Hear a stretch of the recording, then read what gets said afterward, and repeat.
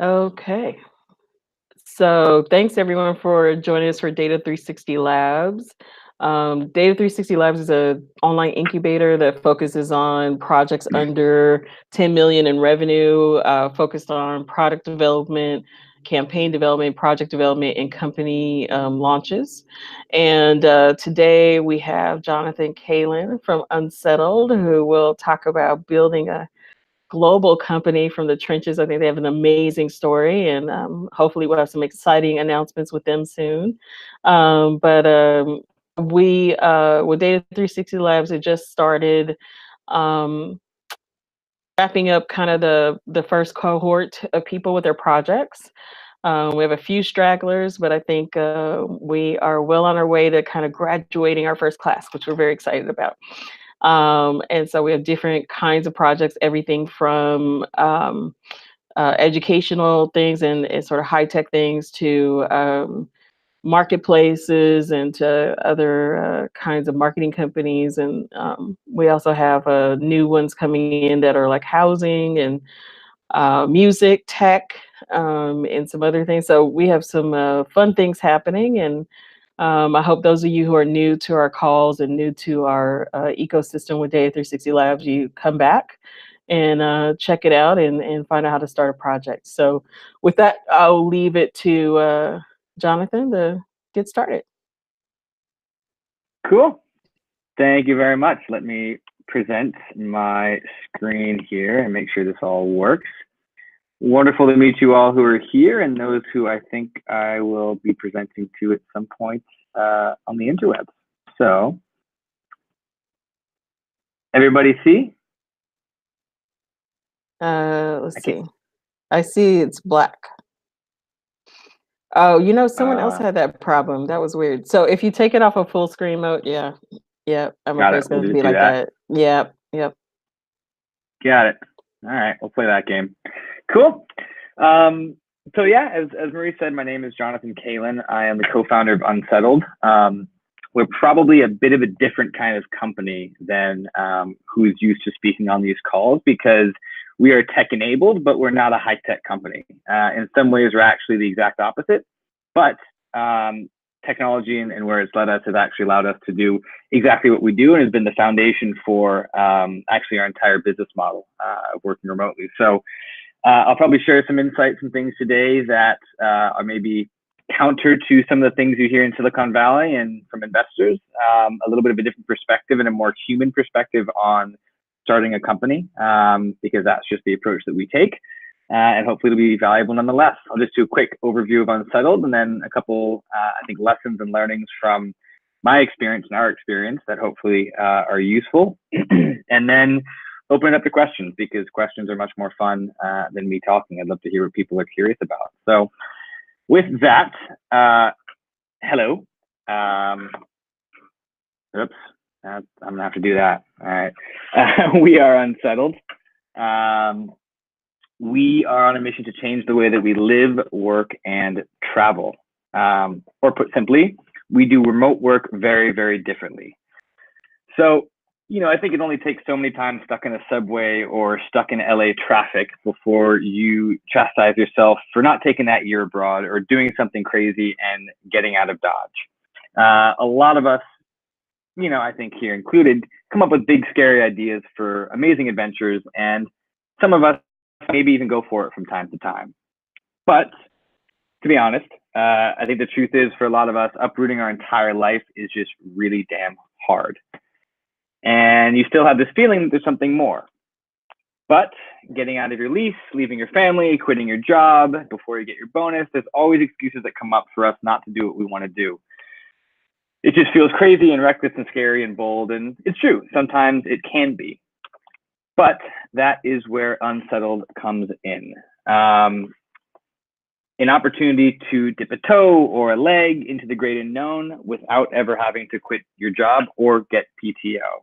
So imagine living in Bali, in Buenos Aires, in Mexico City, in Peru, Tuscany, Cape Town, Marrakesh, Amazon, or Porto for a month at a time and still being able to be productive. So it's kind of like having your cake and eating it too. We are an intentional travel experience for working professionals who refuse to settle in their pursuit of growth, meaning, and adventure. So what does that actually mean? It means we give professionals the ability to disrupt their routine and take on a big adventure without disrupting your career. Our product is really a 1 month or 2 week co-working experience designed around growth, adventure, and productivity. So think about moving to Bali for 1 month. You'd have to find a place to live. You'd have to find a place to work. You'd have to find a community to tap into. You'd have to find experiences and things to do while you're there. All that stuff takes time and effort. What we do is curate groups of about 20 people from around the world and bring them to places like Bali and take care of all the logistics. So you show up and you get a remote workspace. You get accommodations that feel like home, not like a hotel or a hostel, because we're all adults.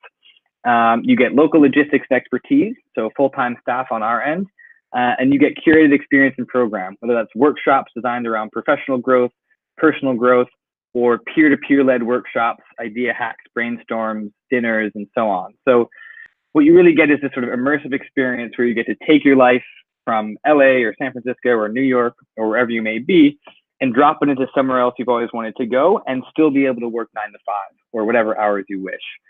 We take care of all the logistics and planning, accommodations, and all the things mentioned here to make it a really seamless experience. So our company, we were founded in 2016, so we're just about 2.5 years old. We have 15 full-time employees located all over the world. So we intentionally built Unsettled as a fully remote company. We don't have a headquarters. We don't have an office. Right now, I'm in Cape Town. My co-founder is in North Carolina. Our experienced leaders are in 4 different countries. Our head of experience is in, I think, Mexico City. Social media managers in Australia. So we've made this remote team possible and work. We have run about 60 retreats in 15 countries since we started. So, it's been an interesting journey of growth, quite a lot to develop over 2 years of time. And we did it with raising about $800,000 over 2 years and sort of 2 small raises from angels. So that's a little bit of context on the company. Our community, we've had over 1,300 participants from 81 countries just in the past 2 years. And, these people tend to be, again, working professionals. So CEOs, entrepreneurs, CMOs, founders, creatives, freelancers, consultants, probably a lot of people that you know or have worked with, but coming from sort of all walks of life, all different backgrounds, all different countries. So we've got about 40% from North America, 20% from Europe, and about 32% from Africa, Asia, Middle East, and Latin America. So we are truly a global company, and I think that's only been possible through what technology has allowed us to do, and the fact that so many more people now can actually literally work from anywhere. As long as you've got a good Wi-Fi connection and a private space to work, you can get things done. So how did we actually get here? It was not easy. And, I think as any entrepreneur will tell you, and, many of you probably know yourself, it's a roller coaster of ups and downs. We've been on the edge multiple times. We've grown, we've shrunk, we've gone through all the typical stories. And I think what's interesting for us is, we are not a tech product that is easily scalable, right? Running experiences is something that you can't just iterate and change on a dime. You're planning things, whether it's accommodations you're booking or trips you're planning, in many cases 4 to 6 months out. So we kind of have to operate, even though we're a startup, we kind of have to operate like a medium-sized company in terms of how far out we plan. We can't just change things in an instant and try a new product. So as a result, I think we've learned a lot of lessons around how do we build the best product? How do we actually design for success, 6 months, 8 months out when there are so many unknowns? Because I think the industry that we're in is entirely new. The idea of being able to combine work and travel and work remotely is, 5, 10 years old. And I think people are just starting to understand that this idea of a co-working retreat is accessible for them and is affordable for them. Our typical retreats, just for context, cost around $2,300 to $3,200 for the whole month. And that includes the accommodation, the workspace, events, activities, and our full-time team on the ground. So, it's been a crazy ride. The sort of first, I think, lesson I want to share is that we've always taken an approach of people first and product second. So what I mean by this is, anytime you're starting a company or with a team, it starts with questions. And my co-founder and I began Unsettled by having a really, basically an intense week together of understanding what's motivating us, how do we define success, what are we willing to sacrifice to succeed, and what does growth actually mean and why grow? And I think these questions and taking a people first approach is really important because it's going to define how you make decisions going forward. I don't know how many people watching or listening to this have co-founders or what the size of the team is, but this has been, I think, the key thing for us in the ability to move forward in alignment is to understand why you're doing this as an entrepreneur. And for us, as an example, we both agreed that success is not $1 billion company. It's not rapid growth. We're not willing to sacrifice the lifestyle that we've created just for the sake of building something really big. Some people are. I know a lot of people who are willing to, work 24 hours a day and take that risk for a year with a potential large payoff of something much greater. And that's okay, but it's conversations that you need to have. And so, we've always taken this sort of people first, product second as a way of building the team. And then we actually designed Unsettled around our lifestyles instead of designing our lifestyles around Unsettled, if that makes sense. The second is slow growth is growth. So growth is one of the, I think, greatest challenges any startup faces. How do you grow? Which part of your product do you grow? How quickly do you grow? These are questions that we're asking ourselves every day, and we're making some mistakes and we're making some big wins. In our journey, we have committed to trying to grow things slower for the following reasons. The reasons to grow quickly are either somebody else is going to eat your lunch, if there's competition that's catching up to you or will beat you. The opportunity is now and only now. So there's, opportunity that really needs to be seized today or this week or this month that, your business is in a position to address. Demand is driving growth, meaning you just got, so much demand that you can't keep up and you've got to grow the company in some way, shape, or form. Or, growth is being driven by investors' expectations and control. The reasons why not to grow quickly are kind of everything else. For us, we realized that if we were to focus on quality experiences, that was going to take a slower approach.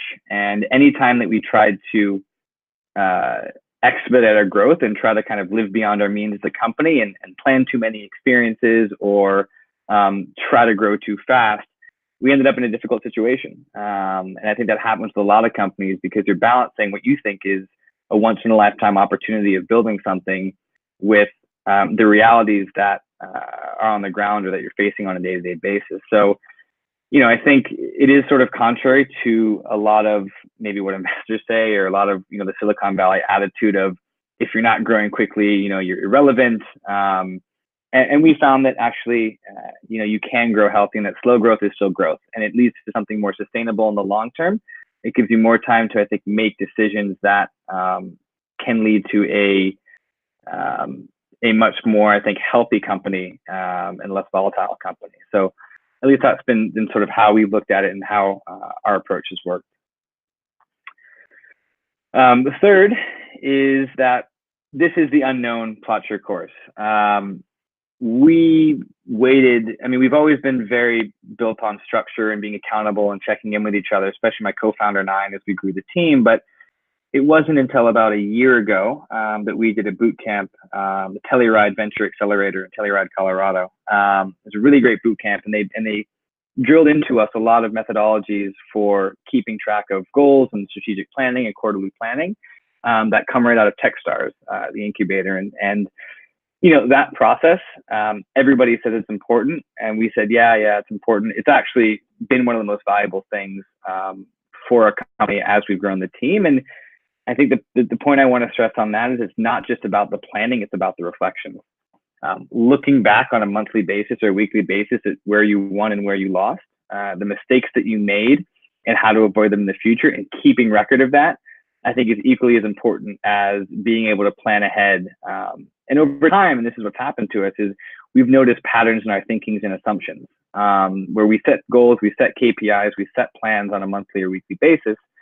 And then over time, we realize that we're making the same mistakes. And so, I think everybody says, build the structures and accountability and KPI, but looking at it from the perspective of, where you've been and not just where you're going has been really helpful for us in plotting this course in a really unknown market and unknown space. Visions, hallucinations, and realities. I think this is the most useful advice that I've gotten from a fellow entrepreneur. And it's a way of looking at what you do as this. What is your vision? Which is, where do you want to be or who do you want to be? So for us, we want to be the world's most inspiring company that encourages people to live boldly and embrace the unknown and not have work-life separation, but have work-life integration.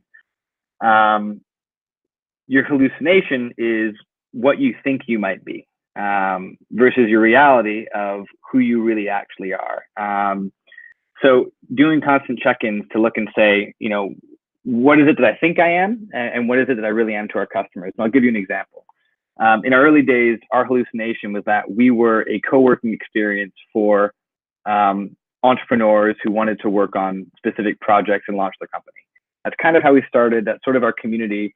And that's what we believe. We believe that narrative about ourselves. But the reality was we were seeing more and more people who were coming during an intentional phase of transition in their life, who wanted to work and stay productive, but weren't necessarily entrepreneurs. They were in between careers. And they were thinking about their next move. And so we ended up realizing that, this narrative, this hallucination that we had in our head of who we were, affected our targeting and how we were talking about ourselves, when in reality, we were actually attracting a slightly different customer. And so, when you check in on any decision that you have to make around, the future growth of a company, we found it really useful to just check ourselves and say, is that a hallucination or is that a reality? Like, is that really what people are saying, or is that what people are coming for? Another example is, we thought people were coming for the program that we had designed, but in reality, people were actually coming for the community and the logistics that we offered. And so that kind of check over and over again has kind of kept us grounded and not thinking too much into the clouds. Yeah, and Jonathan, with us, I know we had a huge thing around. We thought, we're an AI and machine learning company, but we realized the people weren't coming for AI and machine learning. They weren't even coming for the contacts. They were actually coming to be educated about technology, and they actually lacked fundamentals in business process. They had actually, like, in their jobs, they're not receiving like training in their jobs about how technology is best used, and they're actually not receiving training in their schools. And so actually that's how Data 360 Labs was born, because we're like, there's this piece that actually needs to happen where people really feel comfortable playing with technology and kind of geeking out, and then figuring out where their projects are, figuring out what's going on, or a way to dip their toe in and have a quality experience without having that hurry up and buy our stuff feeling. So it's interesting. We totally went through that too. It's about being responsive to the market. I mean, ultimately, it's like, entrepreneurs by definition are a little bit insane. When you're starting a company, you're by definition a little bit insane because the odds are completely stacked against you. And that's just how it works. And so you have to have a little bit of hallucination to believe that your company or your idea is going to exist and succeed in the world. Like, that's fundamental. But, it's important to keep those things in check and keep them measured and understand, am I listening to my customers? Am I listening to the market? Or am I just believing this idea and not letting go of it? And I think, I've seen a lot of entrepreneurs just get stuck on one concept or one idea and be unwilling to adapt and change. And I think that's where you get into trouble, is if you're not willing to adapt the model, the idea, to step out of that hallucination and really address the core problem or the core need that people are coming to you for.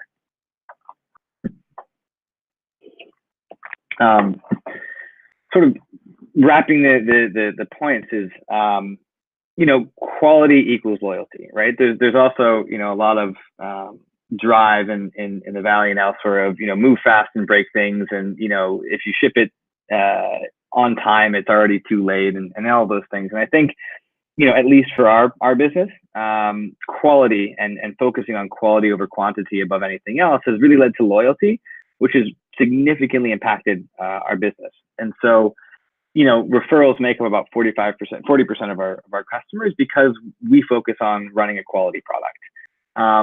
Our earliest participants actually became investors in times where we needed capital injection, without even us asking.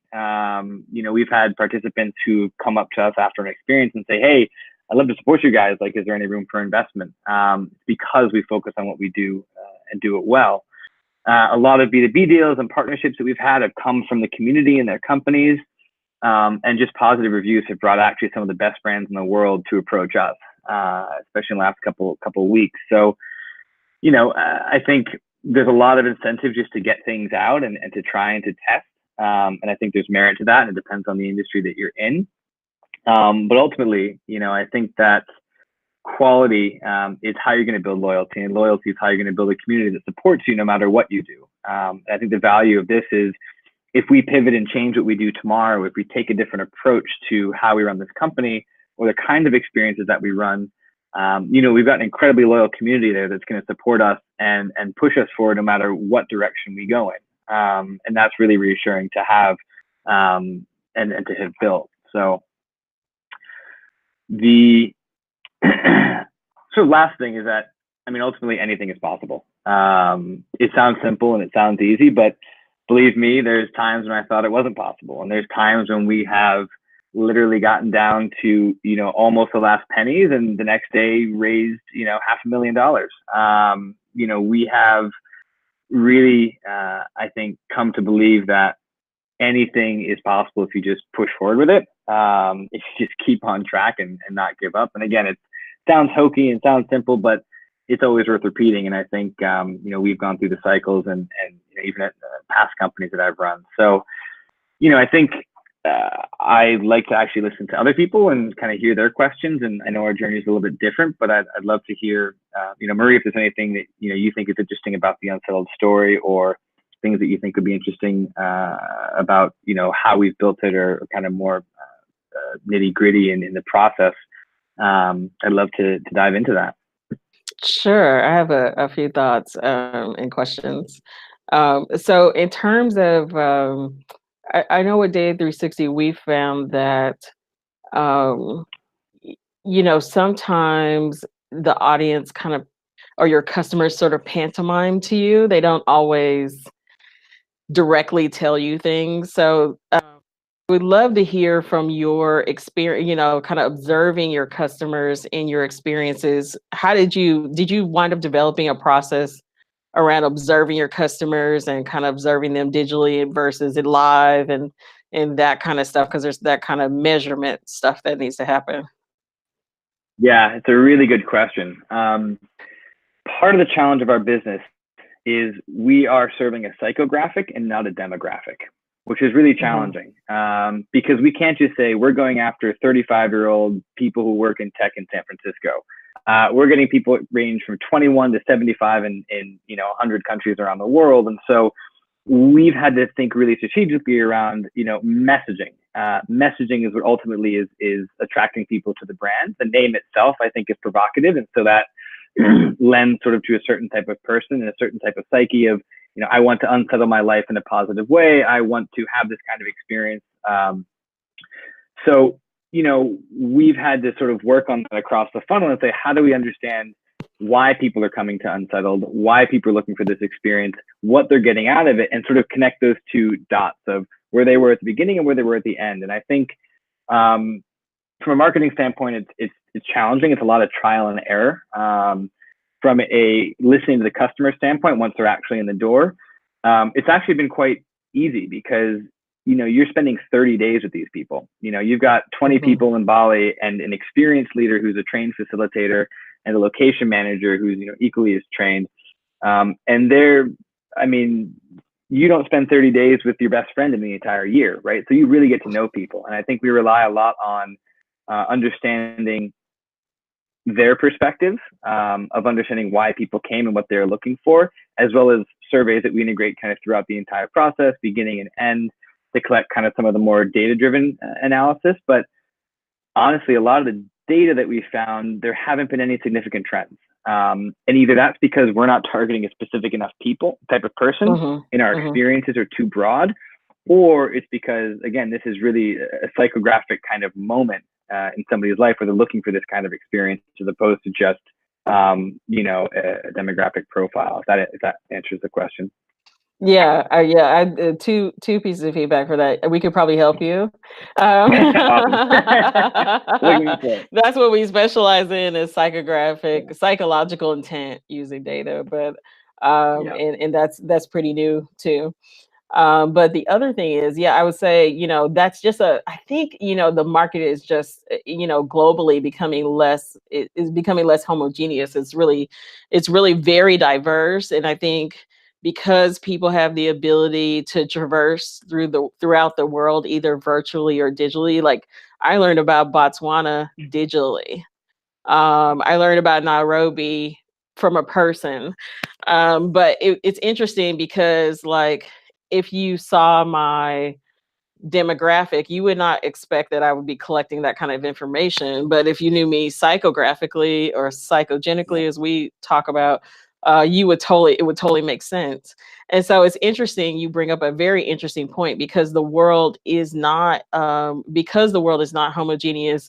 A 16-year-old man and a, as Xbox can attest, can have a lot in common, right? There's just a lot of interesting things because people have the ability to have different kinds of lives. And so I think, when you're building your project or your business, it's really important to understand that people have so much more flexibility than they did when they came out with marketing techniques in the 50s and 60s, where people weren't able to traverse. People didn't even have GPS. People had maps.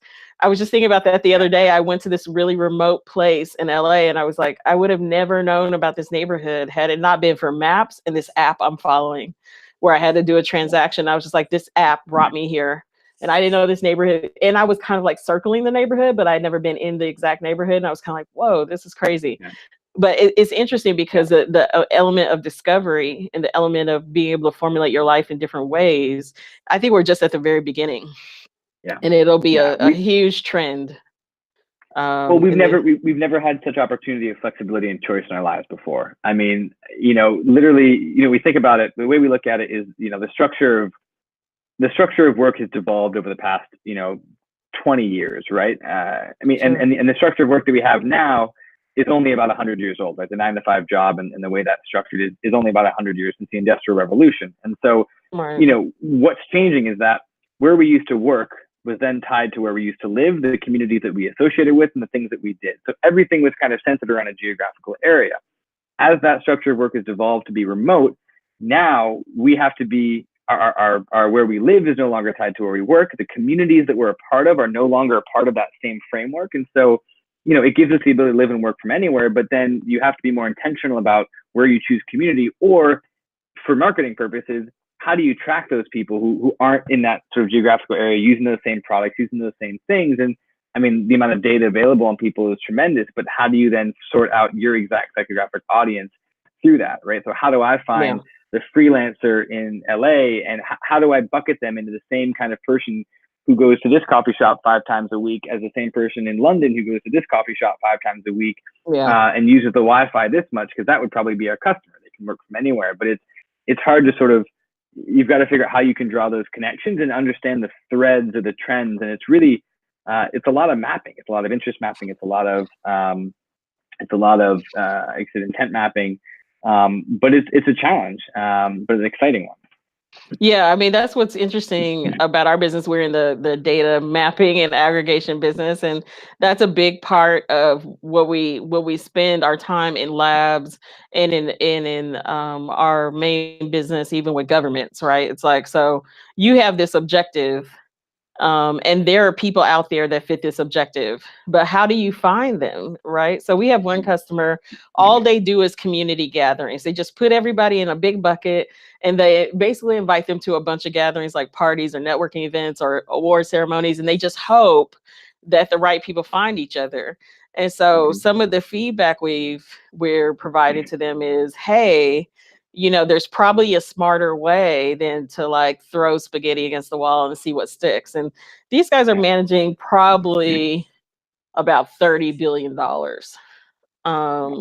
So, and everybody who's involved with this client is like, hey guys, like we're tired of going to events. Like we were talking, Microsoft is also a partner with this client. And we said, hey, did you go to this event? No, did you go to this event? What about these events? And it was like, hey, we're tired of going to events. Can somebody tell somebody that we don't want to go to any more events? And that's just because they don't have the ability to track the data or to be more targeted or be more specific. It's not actually hard. And they actually have a chief data officer. So it's like, there's really no reason. It's just the chief data officer doesn't know about these specific methodologies. And even we are attending the first Uber Science Symposium in San Francisco. And Uber has all the money in the world, right? But they don't have the methodology. So they're inviting all these people, all these scientists to San Francisco, including myself, to talk about methodologies I mean, this exact same issue. So it's a pretty wide ranging issue. It's all over the place. It's an exciting time. It's a scary time. It's an exciting time. It's a scary time because there is so much data floating around, and in the wrong hands, it could be terrible.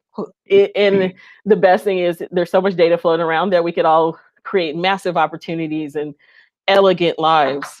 And so that makes everything like super awesome. So, that I think that's the fun part. Possible. It makes, I mean, what's beautiful is that, I mean, the amount of data and the amount of targeting even that exists now makes almost any business idea feasible. I mean, Unsettled started with, a couple of friends that we had organized on trips, and then we started doing Facebook ads. And literally on the first official Unsettled trip, we had 15 people who flew halfway around the world from a Facebook ad. And like that, I mean, you never could have launched this business 10 years ago. And that was just through, the targeting and things that we had done. And so any idea or anything that you have, like the opportunity to launch something and reach a market, at least in the beginning, is incredible. It's just then expanding and scaling that to find that bigger network, to find those customers at a wider level, but to at least test something and to try it out, like it's incredible. Yeah, it's incredible. And there are lots of platforms and new ones, including ours, that are coming up in it's like you say, if Facebook, a lot of people give Facebook a lot of crap right now, but Facebook is really still one of the most amazing tools ever. You don't know this, but I spent time as a developer for Facebook and Twitter. Not surprised, I bet. And so we worked on their ads program, and we worked on other e-commerce stores programs in their social graph. And so learning about all the things that are possible with data, that was like one of the key turning points. I also worked for AOL, so we were even doing it back in AOL days. But the fun part is, it is literally, the world literally is your oyster. Some people can even run companies as a side hustle, quite literally. There's a lot of interesting things out there that I think, like you had mentioned, have changed that Silicon Valley VC approach, and really open the doors. I mean, even with us, our relationship with Google and Amazon is not from a venture capital standpoint, which has been unique, is a new thing they're doing. We're not in the venture capital arm, we're in the operational arm. And to be able for them to be able to ingest and partner with companies on that level, that's changed a lot of things. It's just finding, VC is not everything, right? And there's an appropriate time for VC to come into a company. And I think, even the VCs are learning it's not always at the very beginning, right? Maybe let the company mature, maybe let the company do some things before VC comes into play. And even we found that some accelerators and incubators are actually missing the mark, because a lot more mature companies are coming into accelerators and incubators instead of going straight to venture capital, because they don't really need the push from venture capital in the same way that's been historically true. So we found that, we have relationships with about 7 different accelerators and incubators, about 3 different venture capital firms. And it's very different. The whole environment's very different. It's not the same as, sort of the olden days. I think you guys are a prime example of that. Well, we've avoided VC because we're not a VC fundable company, right now. I mean, maybe if we come up with a different product in 3 years, 5 years, whatever. But we've known that angels and institutions and partnerships is how we're going to grow, because this is not, we just admitted this is not going to be a 10x 3-year exit kind of business. There's no way you can run experiences and do that. And so I think a lot of companies think they need VC funding, and the answer is, well, why? And where's that going to get you? And then what demands does that put on you to grow? And do you have the capacity to grow something like that? Or are you just going to burn through a lot of money very quickly trying to figure that out? And then you're going to end up having to raise again. And, whether you have a down round or something else happens, you end up in a really challenging situation. And so, every VC say, don't go raise VC money, try to find another way. And, try to figure it we've out. had our customers pay. Like that's been our business model for the most part, aside from capital to be able to put down on places. But find customers who can pay, because now, to your point before, it's easier to find customers than ever before. Can you get them to pay for what you do, and then use that to prove that you can have a scalable product at a predictable predictable margin, and then you can get a VC to really accelerate that. But yeah, that's probably the ideal scenario. And the other question I have for you is, how the idea. I think a lot of people use VC as the idea to like have somebody else do it, like have somebody else do the marketing and sales, have somebody else do the validation, have somebody else do the operations, have some, and really, I think you guys are a good example. It should be you. And like our team, we feel like our co-founders, it's us. It's not, there's just this like first person responsibility that needs to happen. And that is more attractive to partners and VCs. It's like, it's me, it's not somebody else.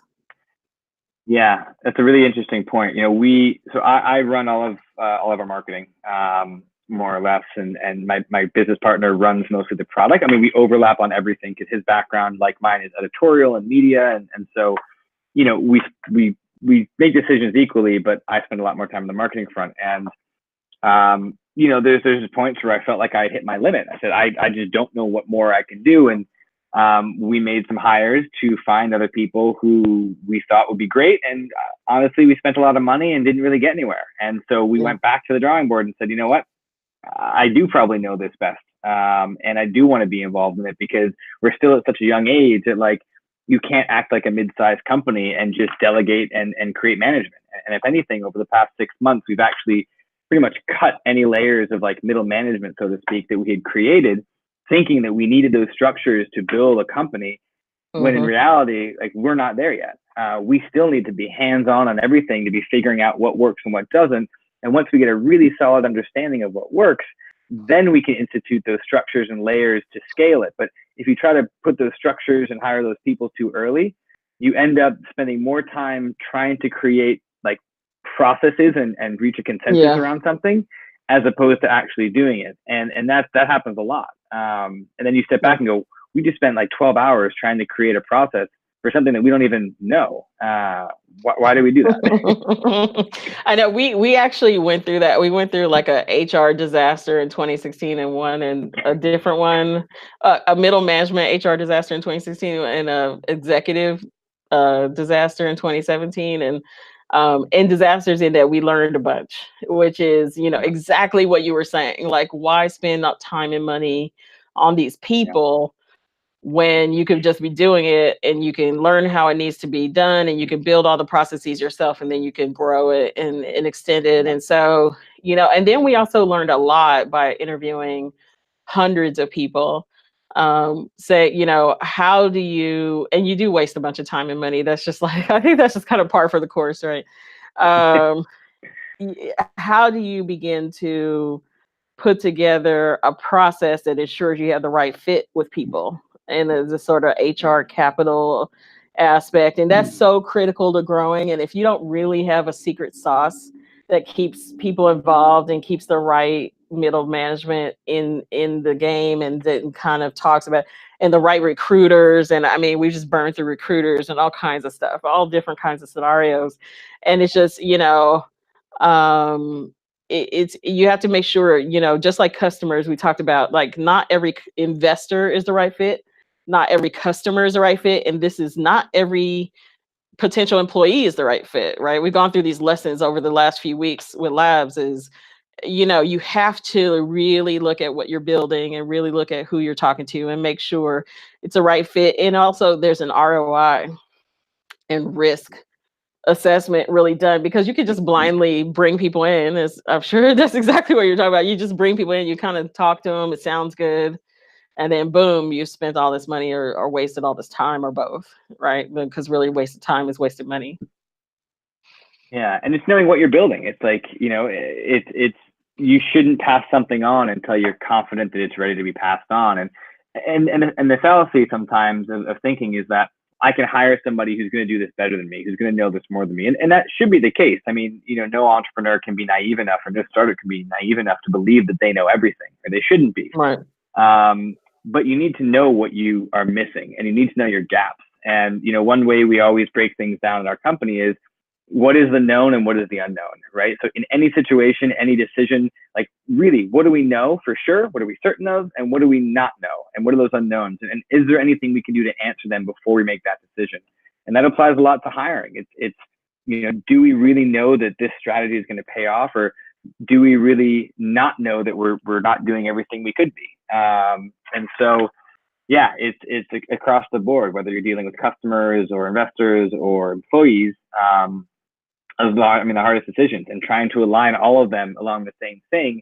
That's where you have to have a very clear and concise vision. And as a startup, your vision is generally changing pretty freely of what you can be. Hopefully your values aren't, but your vision is probably pretty flexible. And so how do you keep that one centerpiece flexible with everything else spinning around it? It makes your head spin, but that's also, I think, what makes it an exciting journey. It's not going to be the same thing every day. No, it's not. And it does eventually come together, and it does eventually stabilize. You guys are a little bit younger than we are. We're a year 4. So we're finally getting to the point where, like, we can institutionalize things, and that is a different journey. And also looking at, how do we build out core assets for the company in a different kind of way, not just our products, but like real estate, and how do you run a corporation, right? All these different things that come into play. And so, you have to really make sure your center always, things match your core. For us, is expanding possibilities, and so everything we do is kind of off of that hub, right? Is helping our companies. We do a lot of historically we've done a lot of different kind of data analysis, but we found out, like, market opportunities is our sweet spot. That is the analysis that we do. We find market opportunities for people, and we match them to other people. And we had talked about all kinds of other reports, and we've done other kinds of reports. But that's really kind of the bottom line, is like, hey, this is what we do.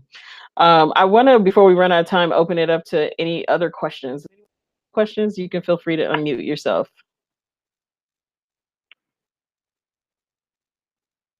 Anyone? Bueller? That's my joke. I always do that. Bueller? Anyone? You too. It can't die. That movie can't die. Anyway. No. Any other questions? Okay. So just to go some quick housekeeping things. We are just finalizing up. Let me actually present. Now I can present a little bit. We're just finishing up kind of the Data 360 model, which we use from Startup Commons. Let's see.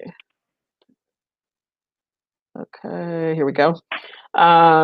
Where we focus on formation, validation, and growth for any of the projects or companies that we work with. So for most of you guys, you're kind of still in the ideating, concepting part, and we're getting into kind of problem solution fit, right? So how does that work, either as a solution unto itself or in combination with partners or funders? And moving into committing and validating. If you guys haven't seen this, it's off of our website under Data 360 Labs, towards the middle of the page, or the middle. Then we have vision and founders fit, and just going into how do we really commit to a roadmap to doing things, and we have our minimum viable product starting to come, and then validation. And so 60 labs really ends at the validating process, and then we kind of hand you off either into going into sales, or going into a funder, or going into a partner, so you can scale. And so the goal, I think, as most of our cohort can attest to, in 90 days ish, we kind of move you through these 3 stages, and kind of exit you between validating and scaling. So for those of you who are finishing out your cohort, or beginning to present everything, we're going to actually sort of stay with the business model canvas, which is in the invite. We talk about it a little bit, but we'll actually going to start formulating your projects in that way, so that we can begin the validation process. And part of that is just basic due diligence, risk management, financial management, legal management, but also how your wheel sort of works, right? So we talked about kind of the center of the hub. That's what Jonathan, we're talking about, your values, and then how do you relate to the world, and putting that into an actual structure or a series of processes that can be operated on, or anybody can come to and understand and work with. So that's pretty much the transparency they're involved in. That's what a partner would be dealing with, or investor or customers would be looking at. Some of the things we've run into where, we have a technology partner where they don't have their servicing plan together. They need to put so many hours, or so much time for this part, and so much time for that part, or so many validations, or so many types of templates. So, all these different things have to be quantified and put into systems that people can execute upon or implement. And so we'll start focusing on that. We are still managing up until the 30th for some programs, and mid-December for other programs, for new funding opportunities, both with Google and a few others. So if you haven't yet submitted to any of those programs, and you're interested, or you want to sign up on the new currency programs, or YouTube education funding, or the X Prize, or any of the Google programs where you need technological infrastructure help, you can either review the funding page on Data 360, or you can simply just email us at support@data360.solutions, and we'll have a response for you, or put you in the right direction. And Jonathan, any other closing words or thoughts before we leave? No. Happy to dive into anything with anybody at any time. I love swapping stories and sharing ideas, and yeah, exciting to chat with you guys, and work with you, and thanks for the opportunity. Yeah, thanks for joining us, Jonathan. Thanks everyone for joining us. And again, if you have any questions, please email us at support@data360.solutions. And everybody have a wonderful, fabulous day. Have a great night, Jonathan. Thank you. Bye-bye. All right. Bye-bye, everyone.